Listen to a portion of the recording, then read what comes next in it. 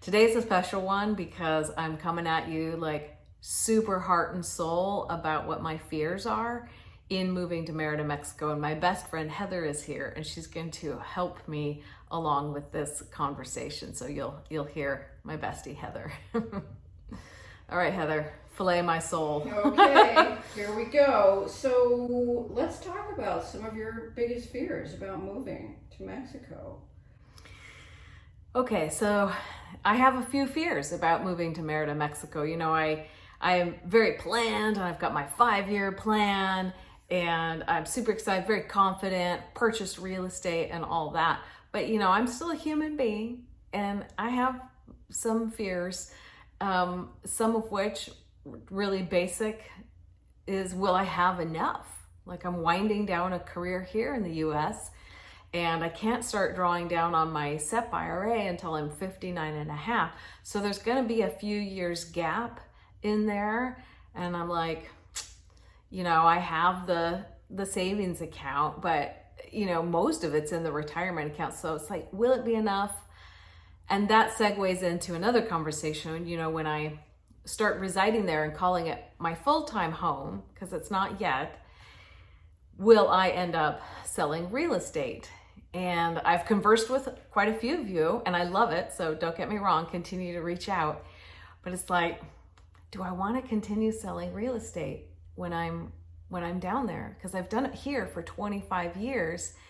And while I love it, it's, you know, it takes a lot from a person. And I think my light is starting to fade in that category of things. But I might find a renewed vigor because I am having fun helping some viewers find their first property in Merida. So the will I have enough is a question that looms.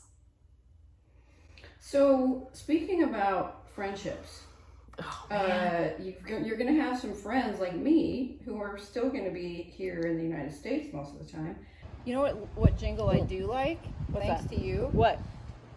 Grocery outlet, Bargain market. That's nice and catchy. That's good. And then you're definitely going to make new friends. So what do you think about all of that? Okay. Nothing like having your best friend do this interview to make you just like go straight for it, which is why I asked Heather to do this one, because I wanted to be real honest with everybody. I am concerned about making friends in Merida that are like deep friendships, you know, beyond like, oh, where did you move from? And oh, what did you do back home? And what, you know, neighborhood do you live in? So that's a concern of making those kinds of friendships. And then keeping the friendships that I have here, as evidenced by Heather's voice and my reaction, is a really big concern. You know, I know life gets us all busy and we move different places. And once the last of the kids have flown the nest for Heather and her husband, they might move somewhere different. So I'm hopeful that there will be lots of travel and girlfriend trips and couples trips and things like that. But yes, I am. Oh, that's my bestie. Okay. Yes, so I am. One of my fears is disconnecting from some of my very close friendships that I have here. Don't worry. We will be there. I'm going to be there a lot. Oh my God, they're not going to leave. No. Okay, so let's talk, you know, this is a common one. Let's talk about the weather. Let's talk about how hot it gets and traveling in that kind of heat. Yeah, so the weather is no joke in Merida in the summertime. And, you know, in the early 90s, I lived in Mexico for 3 years. So I have some experience there. But I was a lot younger in the early 90s. And I've been to Merida in the heat of the summer, but I haven't lived through it. And my ideal, you know, my 5-year plan is that I'm able to travel in the summertime. So, you know, part of my fear is like, am I really going to do that? Or am I just going to sit home, crank up the air conditioning, rewatch Suits on Netflix, eat a packet of those sugar wafer cookies? Because, man, sometimes those get to me. You know, so there's a little bit of fear factor that will I really be able to withstand that kind of heat? I think you mentioned something that is a nice segue into food. What about food? Eating healthy. What's available? How will that be different? Yeah. Food, I have a little concern around food because as I'm getting achier, like I'm having some achy joints and things, I've started kind of experimenting with going for a while without wheat or going for a while without corn. And I'm pretty sure, and I don't want to admit it, but I'm pretty sure that my body doesn't like corn. And, the corn tortillas, it'd be so hard to not eat those corn tortillas.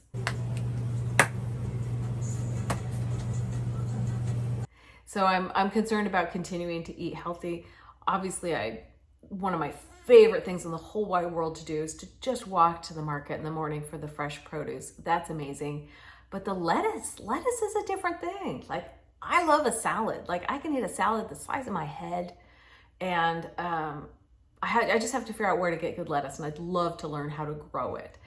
So I do have a little concern about continuing to eat healthy, and also just the quick little tienditas on every corner, salty chips, sweet cookies, and it's all there.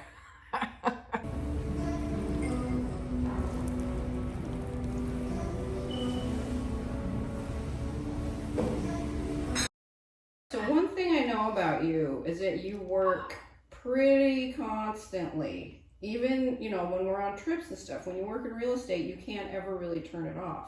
So when you do actually finally get to the point in your life where you're not working, what are you going to do? How are you going to adjust to that?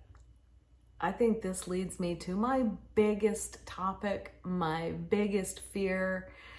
Will I be bored? I will tell you, I've never been diagnosed, but I'm pretty sure that I have ADHD and I know I'm dyslexic. So everything's a squirrel, right? Squirrel. Everything's a squirrel.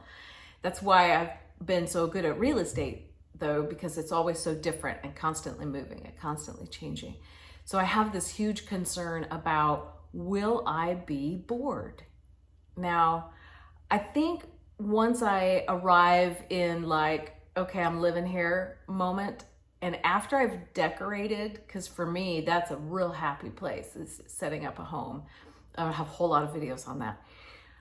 But once I've settled down, I feel like I'm going to take a little time to just do nothing, but then I know I'll be chomping at the bit.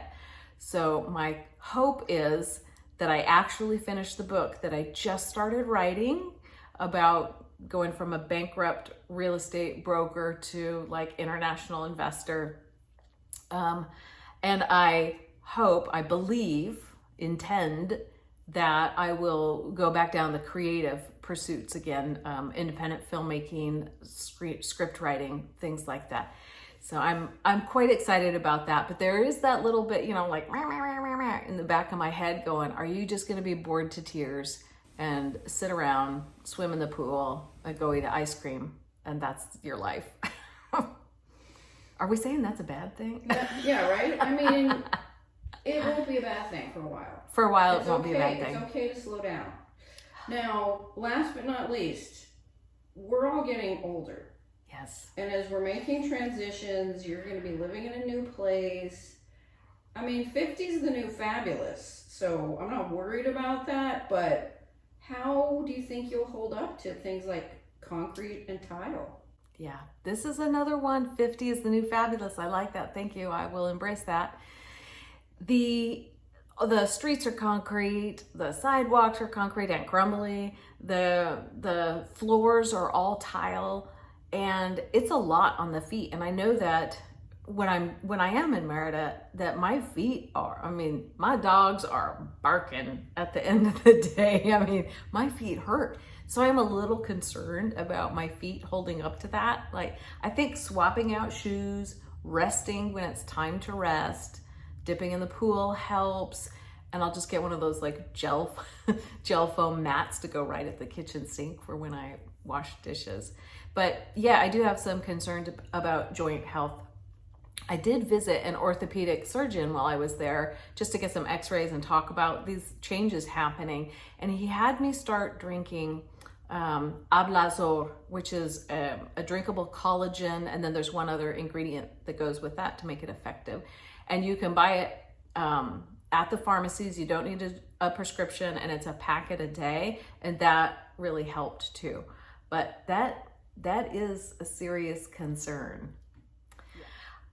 I don't think there's anything else on my mind right now that feels like a fear factor. I'm very confident in that, you know, this is what I've chosen to do. Everything resonates when I think about it or plan for it or have to maybe wire some money to the property manager. Like all of it just vibrates, like it feels like it's the right thing. And I've invested heavily down there. Like everything, I just keep shoving all my investment down there, even though I do have a small home here. I have a whole video on that if you want to check that one out. And I'm not afraid to say at the end of the day, like, I think I'll go over to this country for a while and either rent out that house or sell the house, pivot, make a change. I'm very happy with the investments I made, and I don't regret any of them, even though some of them took a really long time to realize. I will say this. Most people ask me, especially family, is it safe? This is the question we get all the time. Are you concerned about your safety? Absolutely not. Big giant goose egg no. Forget about it. Not at all. Merida is touted as the second safest city in the Americas, second to Quebec. Forgive me if I said that wrong. I don't speak French. But I feel completely 100% safe. I can walk home from the jazz club at night and just not even worry about it. Whereas here where I live, I think twice before going to a concert venue or anything where there's a large gathering of people. And that's just the reality of it here. My reasons for moving to Merida aren't safety and whatnot. Matter of fact, if you would like to learn about my reasons for moving to Merida, my bestie Heather did an interview with me, and I will post that right here over my shoulder. Un abrazo, besitos y cuídate mucho. Thank you.